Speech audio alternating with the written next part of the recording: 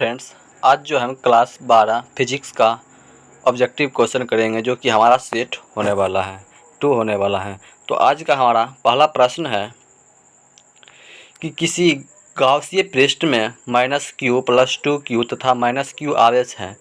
पृष्ठ में से परिणामी विद्युतीय फ्लक्स होगा 0 1/ε0 × q -1/ε0 × q या कोई नहीं। तो इसका करेक्ट आंसर हो जाएगा हमारा ऑप्शन नंबर ए 0। अगला क्वेश्चन, एक वैद्युत द्विध्रुव एक पृष्ठ से घिरा हुआ है। पृष्ठ पर कल विद्युतीय फ्लक्स होगा अनंत 0 q/ε0 इनमें से कोई नहीं। तो इसका करेक्ट आंसर होगा ऑप्शन नंबर बी 0। अगला क्वेश्चन, दिए गए चित्र में विद्युतीय flux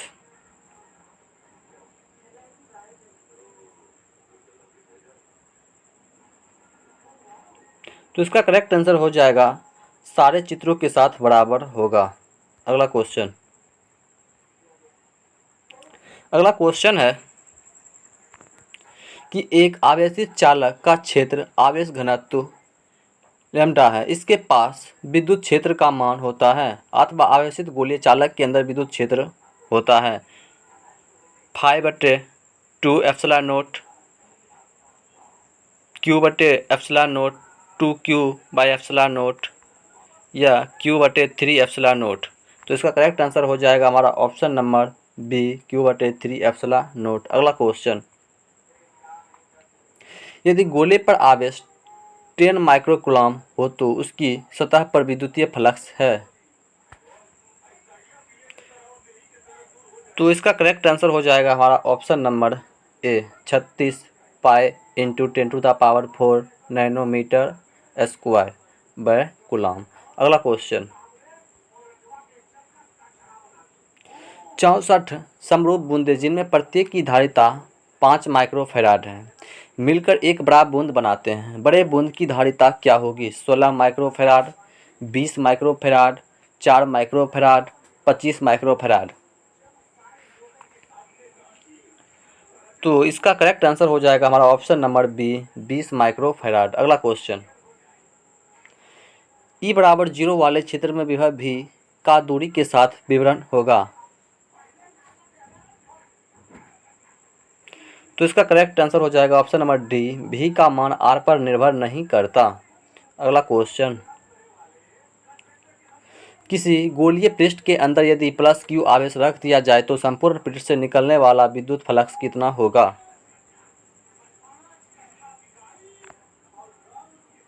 q × ε0 q/ε0 ε0/q q²/ε0। तो इसका करेक्ट आंसर हो जाएगा हमारा ऑप्शन नंबर बी q/ε0। अगला क्वेश्चन, निम्नलिखित में किस राशि का मात्रक वोल्टमीटर होता है? विद्युतीय फ्लक्स, विद्युतीय विभव, विद्युत धारा, विद्युतीय क्षेत्र। तो इसका करेक्ट आंसर हो जाएगा हमारा ऑप्शन नंबर डी विद्युतीय क्षेत्र। अगला क्वेश्चन है कि किसी भूयोजित चालक को विद्युत आवेश चालक के निकट ले जाने पर बाद वाले चालक की विद्युत धारिता का मान घटता है, बढ़ता है, अपरिवर्तित रहता है, शून्य हो जाता है। तो इसका करेक्ट आंसर हो जाएगा हमारा ऑप्शन नंबर बी बढ़ता है। अगला क्वेश्चन, यदि किसी सुचालक की सतह के प्रति एकांक क्षेत्रफल पर आवेश q हो तो सतह की किसी बिंदु पर विद्युत क्षेत्र की तीव्रता होगी।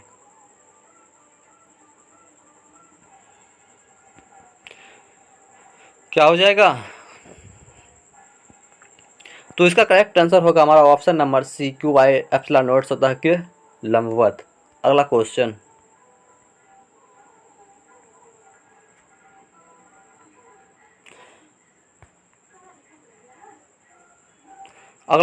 है हमारा कि r1 r2 त्रिज्याओं के दो चालक गोले के पृष्ठों पर आवेश के पृष्ठ घनत्व बराबर हैं।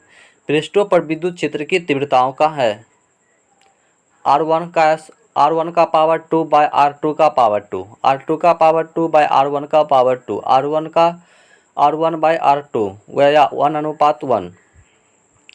तो इसका करेक्ट आंसर हो जाएगा हमारा ऑप्शन नंबर डी 1:1। अगला क्वेश्चन, इनमें से कौन विद्युत क्षेत्र की तीव्रता का मात्रक है? Coulomb, Newton, volt, Newton, coulomb का पावर -1। तो इसका करेक्ट आंसर हो जाएगा न्यूटन कूलम का पावर -1। अगला क्वेश्चन है, यदि किसी स्थान पर विद्युत क्षेत्र की तीव्रता E हो तो उस स्थान पर A क्षेत्रफल से गुजरने वाला विद्युत फ्लक्स फाई के निम्न संबंध से ज्ञात होता है। फाई बराबर E dash into A dash, phi बराबर E dash into A dash, या फाई बराबर E इंटू A, या फाई बराबर E बाई A। तो इसका करेक्ट आंसर हो जाएगा हमारा ऑप्शन नंबर बी, फाई बराबर E dash into A dash. अगला क्वेश्चन, गोलीय संधारित्र की धारिता 1 माइक्रोफैराड है। यदि गोले के बीच की रिक्तियाँ 1 मिलीमीटर है तो बाहरी गोले की त्रिज्या होगी 0.30 मीटर, 3 सेंटीमीटर, 6 मीटर या 3 मीटर।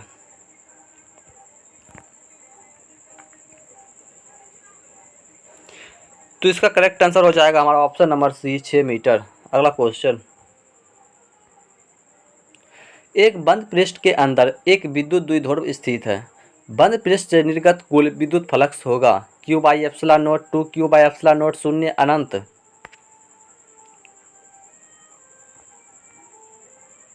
तो इसका करेक्ट आंसर हो जाएगा हमारा ऑप्शन नंबर सी, 0।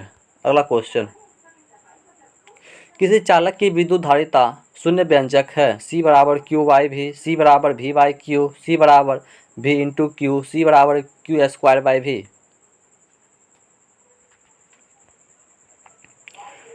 तो इसका करेक्ट आंसर हमारा हो जाएगा ऑप्शन नंबर ए, C बराबर Q/V। अगला क्वेश्चन, अनंत लंबाई के आवेशित बेलनाकार चालक की अक्ष से r दूरी पर विद्युत क्षेत्र होगा।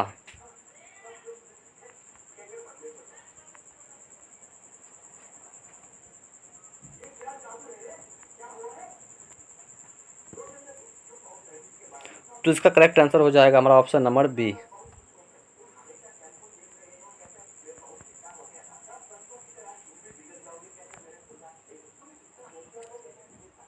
किसी घिरे हुए बंद पृष्ठ पर विद्युतीय फ्लक्स भीतर स्थित आवेश का डैश होता है 1/ε0 गुना ε0 गुना 4πε0 गुना 1/4ε0 गुना।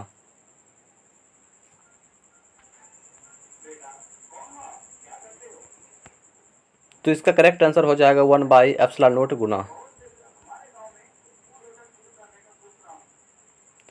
एक खोखले गोले की त्रिज्या 8 मीटर तथा उस पर आवेश Q कूलम है। उसके केंद्र पर विद्युत विभव होगा 0 Q/4 πε0 r², Q/4 πε0 r, QR/4 πε0। तो इसका करेक्ट आंसर हमारा हो जाएगा ऑप्शन नंबर सी हो जाएगा Q/4 πε0 r।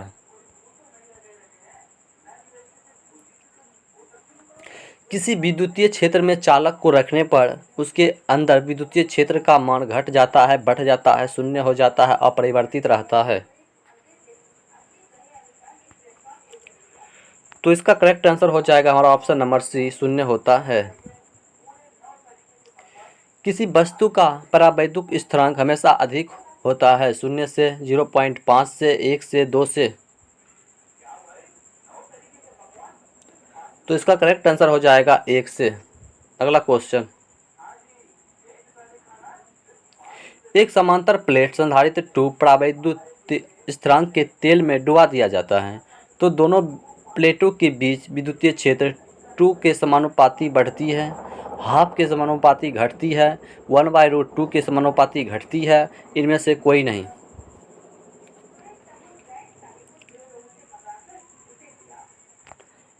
तो इसका करेक्ट आंसर हो जाएगा हमारा ऑप्शन नंबर बी, हाफ के समानुपाती घटती है। गॉस के नियम अनुसार कौन सा फॉर्मूला जो हमारा सही है?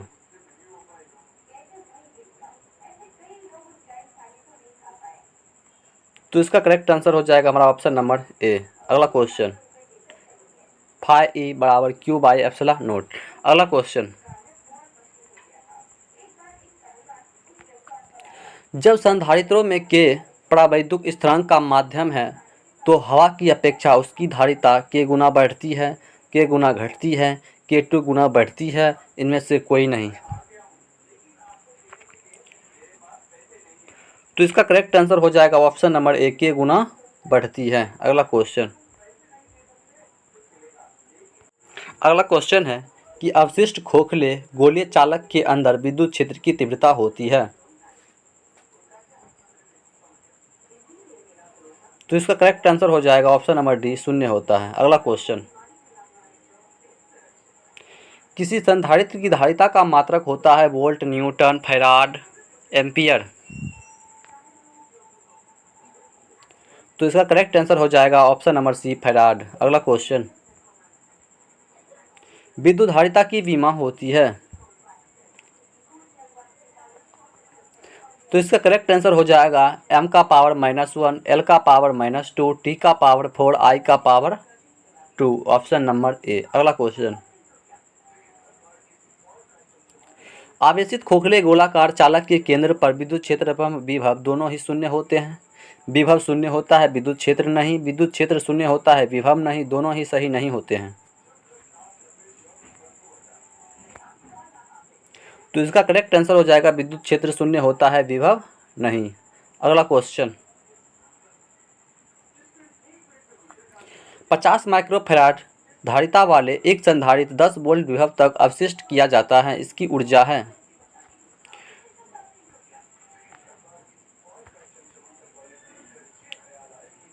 तो इसका करेक्ट आंसर हो जाएगा हमारा ऑप्शन नंबर ए, 2.5 इंटू 10⁻⁻2 जूल। अगला 3 जूल। अगला क्वेश्चन, 4 संधारित्रों में प्रत्येक की धारिता 2 माइक्रोफैराड है। एक 8 माइक्रोफैराड का संधारित्र बनाने के लिए उन्हें जोड़ना होगा श्रेणी क्रम, समांतर क्रम, कुछ श्रेणी में कुछ समांतर क्रम में, इनमें से कोई नहीं।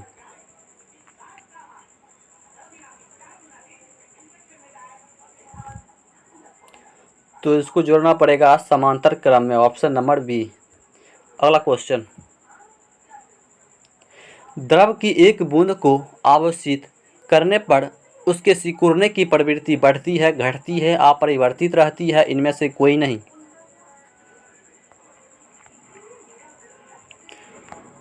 तो इसका करेक्ट आंसर हो जाएगा घटती है, ऑप्शन नंबर बी। यदि कोई संधारित्र उपलब्ध हो तो उनके समूहन से उच्चतम धारिता प्राप्त करने के लिए उन्हें जोड़ना चाहिए श्रेणी क्रम, समांतर क्रम, मिश्रित क्रम, इनमें से कोई नहीं।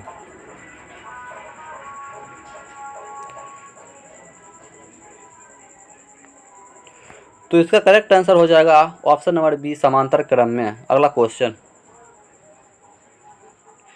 किसी संधारित्र पर आवेश की स्थितिज ऊर्जा का व्यंजक है। E बराबर हाफ CV स्क्वायर, E बराबर हाफ QV स्क्वायर, E बराबर CV, E बराबर C स्क्वायर, V स्क्वायर।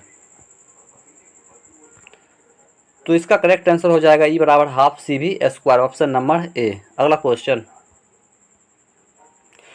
आवेश वितरण से ऊर्जा का ह्रास होता है, ऊर्जा की वृद्धि होती है, ऊर्जा का मान नियत रहता है, इसमें से कोई नहीं। तो इसका करेक्ट आंसर हो जाएगा ऊर्जा का ह्रास होता है, ऑप्शन नंबर ए। अगला क्वेश्चन, जब समांतर पट्टिका वायु संधारित्र की पट्टिकाओं के बीच की दूरी बढ़ जाती है तब इसकी धारिता बढ़ती जाती है, घटती जाती है, कोई परिवर्तन नहीं होता है या शून्य हो जाता है।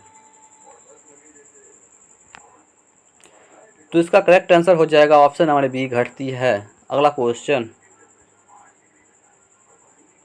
संधारित्रों के समांतर संयोजन में जो राशि प्रत्येक संधारित्र के समान रहती है वह है आवेश ऊर्जा विभवांतर धारिता या धारिता।